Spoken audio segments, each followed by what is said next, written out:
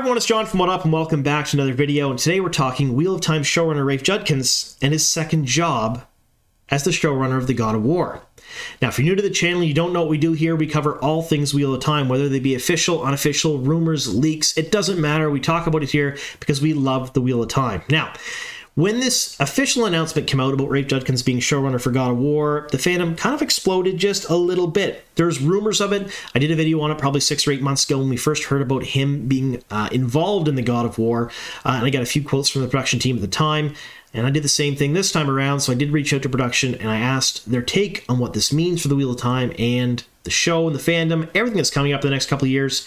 And a little bit later on in the video, I'll let you know exactly what they said, and it should either allay your fears or increase them, depending on which side of the fence you sit on when it comes to Rafe Judkins.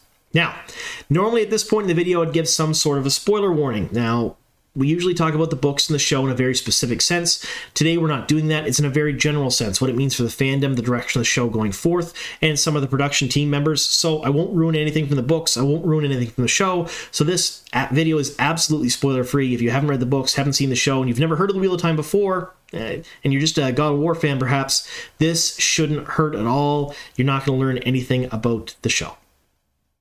All right, so what does a showrunner do? Oh, well, a showrunner has the overall creative and management control of a television program. So they're basically, they should be where the buck stops. So they should have the vision, they should have the control, and they should be able to say, this is exactly what I want, this is how we're going to implement it.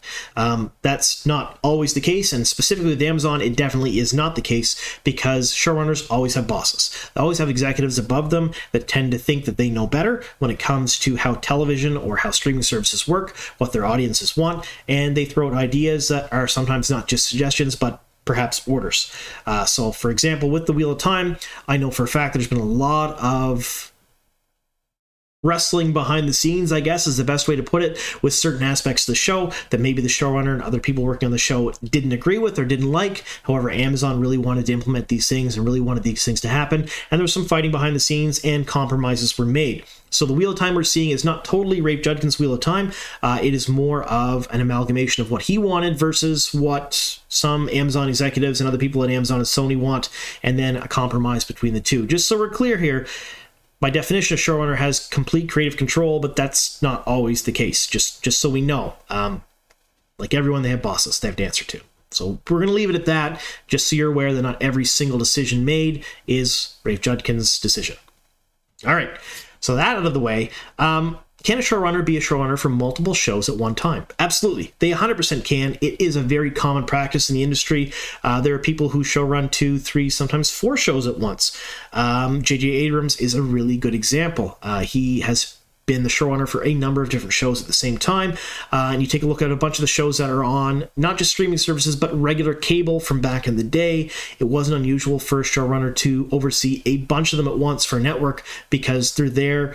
They're managing things, and shows have cycles. So you have a pre-production cycle where you write the stories, you get ready, you do scouting for locations, you get costumes, you get props, you get sets ready, then you have the actual filming portion, and when the filming portion is done, you have post-production where they go through the VFX and different things like that, the editing, cutting around, making sure the show is polished and ready for the streaming service, and then they air the show, and then they're right back into pre-production again.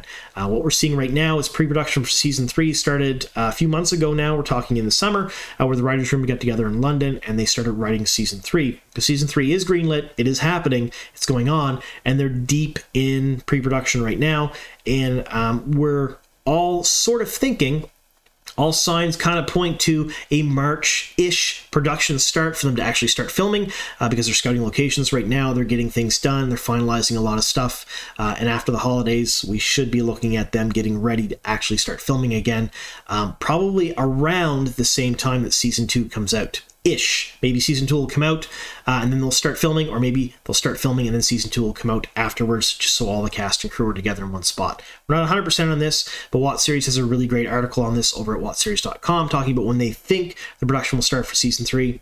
Make sure you check that out. I've left a link to it down below in the description box if you folks want to head over there and read it. So, can a showrunner do multiple shows at once? We've established that they can. They've established that it's normal. This is not a big deal. God of War will be at Amazon as well, and this should not be a huge shock to people. I've covered this probably 6 to 8 months ago here in the channel, talking about God of War series being picked up by Amazon and Sony, and the fact that Sony is looking to take a lot of the games they have, like on the PlayStation and other things that they have rights to, and making shows out of them. And they don't have their own streaming service. They're going to host a lot of those shows on Amazon Prime, and Prime Video is going to have a whole section of Sony-led type. With one credit under his belt, or her belt, has less power than a showrunner with multiple successful credits under their belt, especially for the same studio. If Ray Judkins can pick up God of War and do a good thing with it, then in likelihood, in further seasons of the Wheel of Time, he'll have more power, he'll have more say, he'll have more control, and maybe he won't have to answer to his bosses just as much. It's my own thoughts, my own opinions. Let me know your opinions down below in the comment section. Do you think that if he's successful with God of War, could it benefit the Wheel of Time by giving him a little bit more creative control? Now, I know a lot of the fandom was concerned when this came out, and no matter what any of us say, it doesn't really matter. But what people from production and from the actual show say does matter coming to this stuff. So I reached out to production, and they gave me a couple of quotes, and I can share these quotes to you based on the fact that I keep the person told them to me anonymous because they don't want their identity out there attached to these quotes, of course. But the first quote was, "Wheel will always be first and foremost for Rafe Judkins." So the consensus seems to be that Wheel is what he loves. So he is a Wheel of Time fan, regardless of what some of you out there may think. He grew up reading the books with his mother. He's been on record a number of times saying that. He's read them multiple times. He loves it. This is a passion project for him. Of course, this will be first in his heart, and he'll probably give his all for just the Wheel of Time. And the second quote I have here, and this may surprise some of you, maybe not everybody, but some of you. "He always works on other things in conjunction with Wheel. He did Uncharted during the first season, for example." So, if you don't know what Uncharted is, it's a movie based on a game, and it had Mark Wahlberg and Tom Holland in it, and he assisted with the writing of that script. So he did work on Uncharted. He worked on other projects as well during the first season of The Wheel of Time, and it didn't affect his ability to be showrunner. Now, it's a bit different than being a full showrunner for another show, but I personally, considering the amount of time between seasons, considering the amount of downtime that they have before they film, and the fact that he's a showrunner, he's herding cats, he's taking a whole bunch of people and saying, do your job. He's probably not breathing over the shoulder, micromanaging them, making sure they're doing everything exactly the way he wants. He looks at the finished project, he gives suggestions, and he sends it back to them. That's probably what he does as a showrunner. So he's got time, especially with the big gaps between seasons. We're looking at about a year and a half, if our rumors are true, of when season 2 will come out, which is late first quarter, early second quarter next year. It's a year and a half. That's a long friggin' time between seasons. There's time there to do other things. So let me know in the comments down below what you folks think. Do you think that if he helms God of War and it's successful, will it give him more weight behind the hammer to swing in the set of the Wheel of Time? Or do you think maybe he'll start neglecting the wheel? I know we've heard from production he probably won't, but I want to hear your comments down below what you folks think. All right, so we're going to end here on a different note, speaking of comments, and I've recorded this bunch of times. I don't know, I can't end it right. I can't articulate my thoughts properly in this, but we're going to try. We'll give it a go here one last time. Inevitably, whenever I mention Rafe Judkins in any of my videos, I get a ton of comments about the man, specifically about him, whether he's an awesome person, they love him, they think he's great, the things he's done with Wheel of Time are great, to constructive criticism, to open dislike, to hate speech. And I'm letting you know, I think it's not something that anybody needs to see or read. And especially on my channel, on my things, if I happen to see it, that's what I do.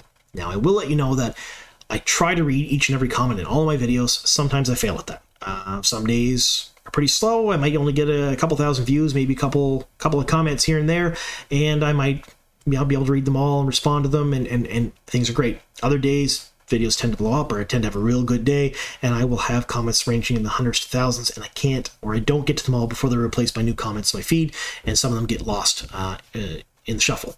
So, if you happen to see things in my comments down below that aren't great, and we're not talking people that dislike the show or hate the show or say it's stupid or whatever. We're talking specifically hate speech. If you happen to see that stuff, please let me know. I will block and report just so it's not there. It's gone. No one needs to see that. But I do want to let you folks know that I do encourage open discussion about the books, about the show.